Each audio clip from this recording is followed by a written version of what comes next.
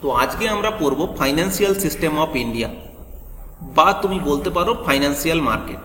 Financial মার্কেটের type হলো দুটো, এক হলো মানি মার্কেট, মহিন্দ্রা অ্যান্ড মহিন্দ্রার মতো সিম্বল বলতে পারো, money market and capital market. তো ক্যাপিটাল মার্কেট আর মানি মার্কেটের মধ্যে, এর দুটোর মধ্যে খুব ভালোভাবে বহুবার কোশ্চেনে আসে যে মানি মার্কেটের বেসিক ডিফারেন্স কি আর ক্যাপিটাল মার্কেটের বেসিক, এই দুটোর মধ্যে বেসিক ডিফারেন্স কি। Money market for short term loan, এগুলোকে লোন বলা হয় না, এটাকে লেন্ডিং বলা হয়। হ্যাঁ, আর এটা হলো লং টার্ম। তো এদের মধ্যে এক্সাম্পল কি আছে? এক্সাম্পল হলো এই মানি মার্কেটের মধ্যে নিধি হতে পারে, চিট ফান্ড হতে পারে, এই ধরনের আরো এক্সাম্পল আছে। আর ক্যাপিটাল মার্কেটের হিসাবে হলো স্টক এক্সচেঞ্জ, যে কোনো দেশের stock exchange, NSE, BSc, new York stock exchange, প্রায় প্রত্যেকটা দেশেই স্টক এক্সচেঞ্জ থাকে। তো এরা হলো ক্যাপিটাল মার্কেটের উৎস। তো বেসিক ডিফারেন্সটা বলে দিই। বেসিক ডিফারেন্স হলো, এই ক্যাপিটাল মার্কেটটা সম্পর্কে বলে দিই। ধরো রিলায়েন্স, তার 70% শেয়ার আছে।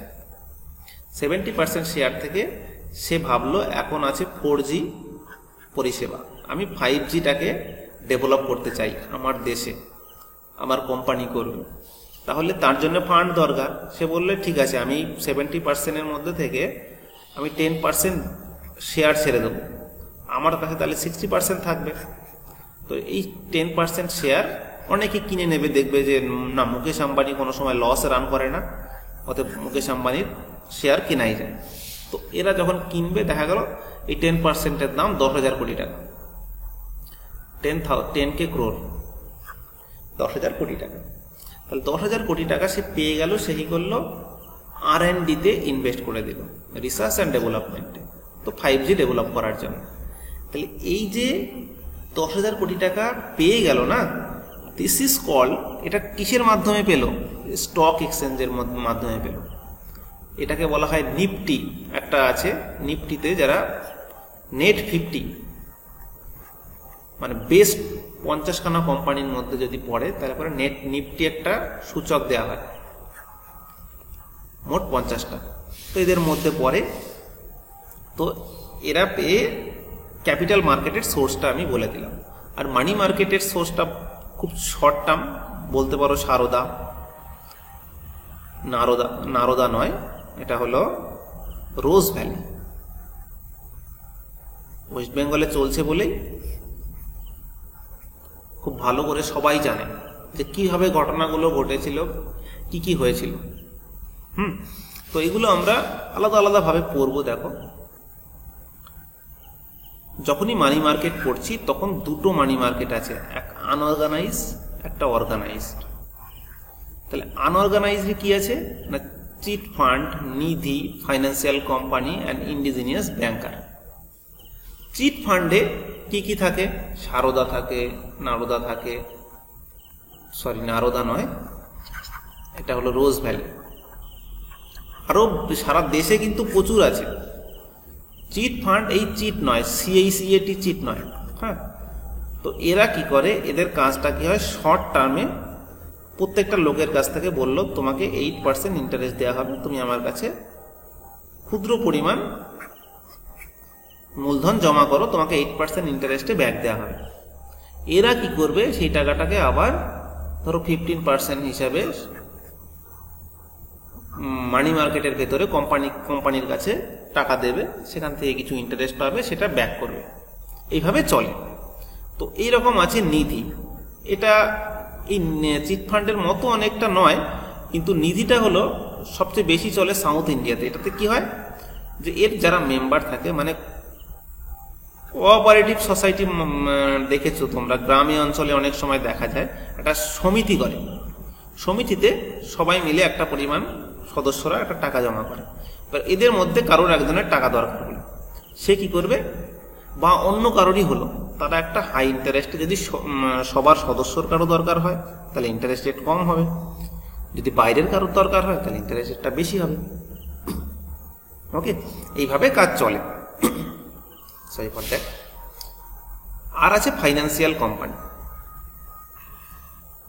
অনেক বড় বড় কোম্পানি যারা আছে, L&T আছে, টাটা আছে, মুথুট আছে, এরা কি করে ফাইন্যান্সিয়াল কোম্পানি খোলে যাতে মার্কেটে টাকা পুশ করার জন্যে, বা যদি কারোর টাকার দরকার হয় শর্ট টার্মে তো তাদেরকে ধার দেওয়ার জন্য। এটা বিজনেস, একটা ইন্টারেস্ট রেট নিয়ে তাদেরকে টাকা দেওয়া, ক্যাপিটাল দেওয়া। আরেকটা হলো সংগঠিত টাকার বাজার বা অর্গানাইজ মানি মার্কেট। এটা খুবই ইম্পর্টেন্ট, এটার থেকে বহু পরিমাণ কোশ্চেন আসে। এই যে তলবি টাকার বাজার, তারপরে হলো ট্রেজারি বিল মার্কেট, এটা হলো তলবি টাকার বাজার, মানে হলো কল মানি মার্কেট, কল মানি বলা হয়। তারপরে হলো ট্রেজারি বিল মার্কেট, রেপো বাজার বা রেপো মার্কেট, বাণিজ্য বাজার বা কমার্শিয়াল বিল মার্কেট, আর বাণিজ্যিক পত্র বাজার বা কমার্শিয়াল পেপার মার্কেট, ও তারপরে মিউচুয়াল ফান্ড তো আছেই, আর সার্টিফিকেট অফ ডিপোজিট। এগুলো হলো অর্গানাইজ মানি মার্কেটের এক্সাম্পল হিসেবে। আমরা এগুলো এক একটা করে আলাদা আলাদা করে পড়বো, তোমাদের চিন্তা নেই, প্রত্যেকটাই বোঝার চেষ্টা করবো যে কিভাবে ঘটছে ঘটনাটা। আনঅর্গানাইজ মানি মার্কেট মানে চিট ফান্ড। চিট ফান্ড সংক্রান্ত দেখো সমস্ত তথ্য আমি বলে দিয়েছি, তোমরা ভিডিওটাকে একবার পজ করো, পজ করে রিড করে নাও। হ্যাঁ,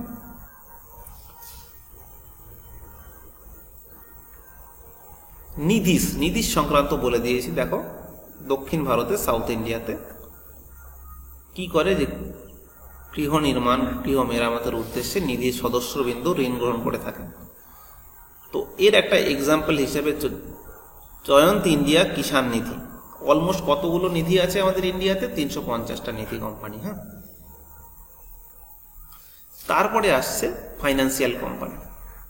দেখো অসংগঠিত বাজারে অনেক কোম্পানি আছে যারা মানে জনসাধারণের কাছ থেকে দীর্ঘমেয়াদের জন্য আমানত গ্রহণ করে, সাধারণত 5% বা 8% বা তারও বেশি সুদের হারে।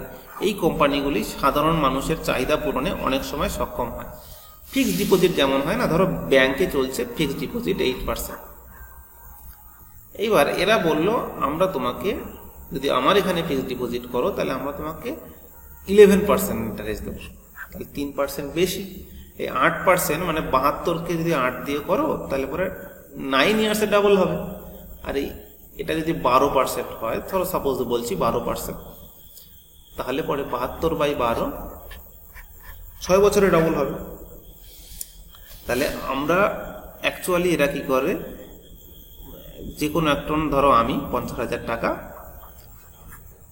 খুব ভালো কোম্পানি আছে, ধরো বাজাজ ফাইন্যান্সের উপরে রাখলাম, তাতে 8% ইন্টারেস্ট দেবে বলে প্রতিশ্রুতি দিল। তো তারা কি করবে, বা 12% হিসাবে দিল, তারা এই টাকাটাকে নেবে এবং নিয়ে শর্ট টার্মে মানি মার্কেটে টাকা খাটাবে 6 মাস বা 1 বছরের জন্যে। তো তারা কি করবে, তারা দেবে দেখা গেল 15%, 18% ইন্টারেস্ট রেটে। তো তারা যে প্রফিটটা অর্জন করছে না, সেই প্রফিটের মধ্যে থেকে আমাকে দিচ্ছে 8%, আর তারা যে কোম্পানিটা চালাচ্ছে বাকিটা তাদের প্রফিট। তো এই ধরনের কোম্পানিগুলির এক্সাম্পল হিসেবে Bajaj finance limited, infrastructure, L&T infrastructure, Muthoot finance, LIC housing finance, এই ধরনের। ওকে, এরপরে দেখছি আমরা অর্গানাইজ মানি মার্কেট।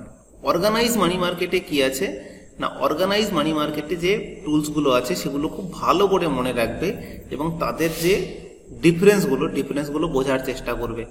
যে প্রথমে বলছে কল মানি মার্কেট, এর মানে হলো মানি অ্যাট কল। যখনই বলবো টাকা চাই তখনই টাকা দিতে হবে। মানে এর লিমিট হলো 1 থেকে 14 দিন। মানে আমি বলতে চাইছি এক্সাম্পল হিসেবে এরকম নিতে পারো, ধরো তুমি এমন জায়গায় টাকা রেখেছো, সেটা মিনিমাম তোমাকে সেই টাকাটা আনতে 7 ডে লাগবে।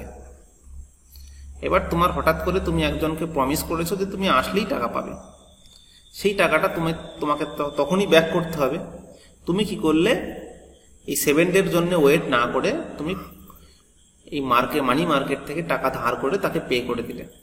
তারপরে তুমি 7 ডে পরে টাকাটা যখন পেলে তখন আবার তুমি সেই টাকাটা শোধ করে দিলে। This is called call money market. এর লিমিটটা 1 থেকে 14 দিন, ভালো করে মনে রাখবে। তারপরে হলো টি বিল বা ট্রেজারি বিল। এটা হলো মোস্ট সেফেস্ট। এটা এই WBCS 2020-তে মেন্সেও কোশ্চেন ছিল এটা, যে এটা কি করে না, গভর্নমেন্ট জারি করে। গভর্নমেন্ট জারি করে কাকে দিয়ে? RBI-কে। তার মানে অ্যাকচুয়ালি বলতে পারি RBI on behalf of government এই বিলগুলো দেয় বা বিলগুলো জারি করে। এবং এই বিলগুলোর একটা বৈশিষ্ট্য বলতে পারো, এই বিলগুলো যে কোনো গভর্নমেন্ট চেঞ্জ হোক, তোমার ইনফ্লেশন হোক কি ডিফ্লেশন হোক, কিচ্ছু যায় আসে না, গভর্নমেন্ট এটা দিতে বাধ্য। এটা গভর্নমেন্ট প্রমিস করে, তুমি এটা কিনলে তোমাকে এই টাকাটা দেওয়া হবেই হবে। তার জন্য বলা হয় এটা মোস্ট সেফেস্ট। এক্সাম্পল হিসেবে বলতে পারো, ধরো ইয়েস ব্যাংক, তুমি ব্যাংকে টাকা রেখেছ, ইয়েস ব্যাংকের টাকা, যেহেতু যে কমার্শিয়াল ব্যাংকগুলো তোমরা টাকা রাখো এর একটা লিমিট আছে, যে তোমার কাছে যদি 50 লাখও থাকে, তাও তুমি যদি ব্যাংক প্রবলেম হয়ে যায় তাহলে তুমি 5 লাখ টাকা পর্যন্ত তুমি পাবে, এরকম কিছু রুলস থাকে। তো ব্যাংক যদি ডুবে যায়, ইয়েস ব্যাংক ডুবলো ধরো, তারপরে অনেক ক্ষেত্রে স্টক এক্সচেঞ্জ, ধরো যখন COVID-19 আসলো তখন স্টক মার্কেটটা পুরো হয়ে গেল ক্র্যাশ। 2008-এর কথা ভাবো, 2008 হলো global housing industry collapse, lemon brothers bank যখন কোল্যাপস করে যায়। তো অ্যাকচুয়ালি বলতে চাইছি যে স্টক মার্কেট, বিজনেস, এগুলো কোনোটাই অতটা সেফ নয় যতটা কিনা এই টি বিল সেফ। ওকে, তো টি বিল সম্পর্কে কিছু তথ্য তোমরা জেনে রাখো, যে ফার্স্ট ইস্যু হয় 1917 এবং এর মিনিমাম অ্যামাউন্ট যেটা হলো সেটা হলো 25,000।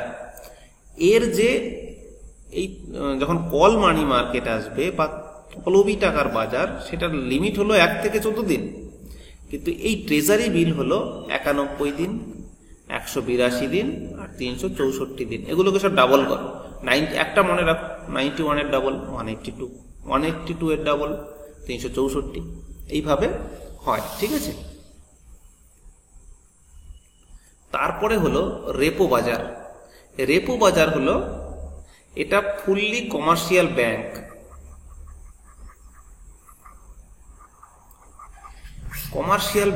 ফুললি এই রেপো মার্কেটটাকে ইউজ করে। আমরা এই রেপো মার্কেটটা সংক্রান্ত যে রেপো রেট হয়, ব্যাংক রেট হয়, রিভার্স রেপো রেট হয়, ক্যাশ রিজার্ভ রেশিও হয়, কিভাবে হয়, SLR হয়, MSF হয়, এগুলো প্রত্যেকটা আমরা আসছে যে ক্লাস, সেই ক্লাসে আমাদের একটা ফুললি স্পেসিফিক একটা চ্যাপ্টার থাকবে এর উপরে। ওকে, তো আমরা একবার তবুও শর্টে একবার জেনে নিই যে রেপো মার্কেট আর একটা হলো রিভার্স রেপো। রিভার্স রেপো মানে তুমি একটা বেসিক একটা এখানে আমি করছি, ধরো ব্যাংকের উপরে আছে RBI। এবার RBI এর ব্যাংকের কাছে কিছু টাকার কম পড়েছে, তাহলে RBI এর কাছ থেকে শর্ট টার্মের জন্য লোন নিয়ে নেবে, সেটা হলো রেপো রেট। ওকে, তাহলে শর্ট টার্মের জন্য যখন লোন নিয়ে নিল রেপো রেটে, তখন তার নিটটাকে কমপ্লিট করলো। এবার নিট করার পর তারপরে কিছুদিন পরে দেখলো যে 10 কোটি টাকা বেঁচে গেছে, ধরো শুক্রবারে 10 কোটি টাকা বেঁচে গেছে। বললো আমার এখন তো লোনের কাস্টমার খুব কম, এখন যে সিজন আছে সেই সিজনটা হলো ধরো বর্ষার সিজনে যে হাউস লোনগুলো হয় না, তখন এখান থেকে লোন হচ্ছে না। বললো 10 কোটি টাকা আমার কাছে আর রেখে লাভ নেই, ব্যাংক বললো আমি RBI এর কাছে পাঠিয়ে দিই। তাহলে এই যে ব্যাংক RBI এর কাছে পাঠিয়ে দিল, এই RBI তখন একে একটা ইন্টারেস্ট দেবে, সেটাকে বলা হয় রিভার্স রেপো রেট। এটার পরিমাণ বর্তমানে 3.35%। This is called. তো এইভাবে টুলসগুলো ইউজ করা হয়, যে মার্কেট থেকে টাকা নেওয়া বা দেয়া বা কাউকে দেয়া, এই ধরনের ব্যাপার আমরা পড়বো, চিন্তা নেই। ওকে।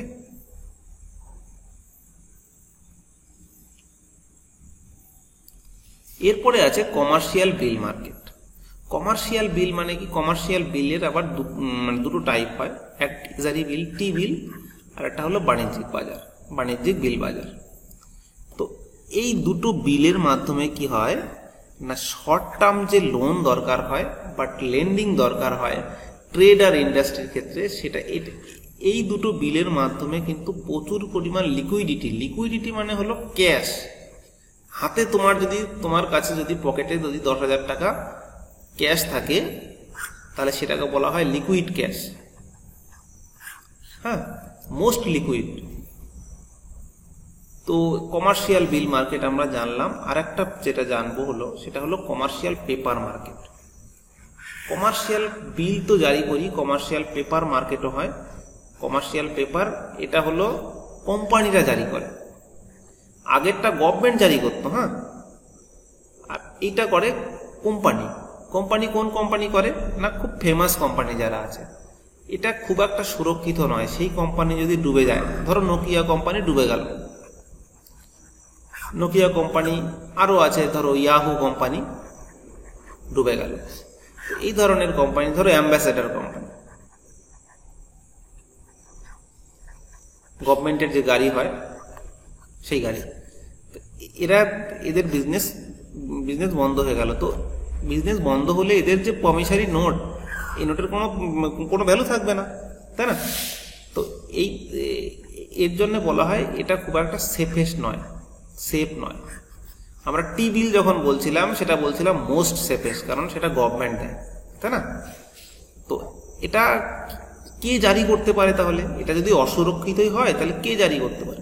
বলছে এটা হাই রেটেড কোম্পানি জারি করতে পারে। আমাদের দেশে তুমি বলতে পারো HDFC ব্যাংক করতে পারে, এটা একটা প্রাইভেট ব্যাংক। ধরো মুকেশ আম্বানি করবে, মুকেশ আম্বানির কোম্পানি। ধরো টাটা করলো, আদানি করলো, রাকেশ ঝুনঝুনওয়ালা করলো, এইসব লোকেরা করতে পারে, এদের কোম্পানিগুলো করতে পারে। এদের যে ম্যাচুরিটি পিরিয়ড, সেটা মনে রাখবে 7 ডে থেকে ম্যাক্সিমাম 1 ইয়ার হতে পারে। তাহলে কমার্শিয়াল পেপার আর কমার্শিয়াল বিলের মধ্যে কি ডিফারেন্স? কমার্শিয়াল বিলটা কে জারি করে? গভর্নমেন্ট জারি করে। কমার্শিয়াল পেপার কে জারি করে? প্রাইভেট কোম্পানি জারি করে, হাই রেটেড প্রাইভেট কোম্পানি। এদের লিমিট 1 বছর। এরা লিমিটটা কেমন ভাবে টাকা দেয়? এটা হলো 5 লাখের 5 লাখ বা 5 লাখের মাল্টিপ্লাই আকারে।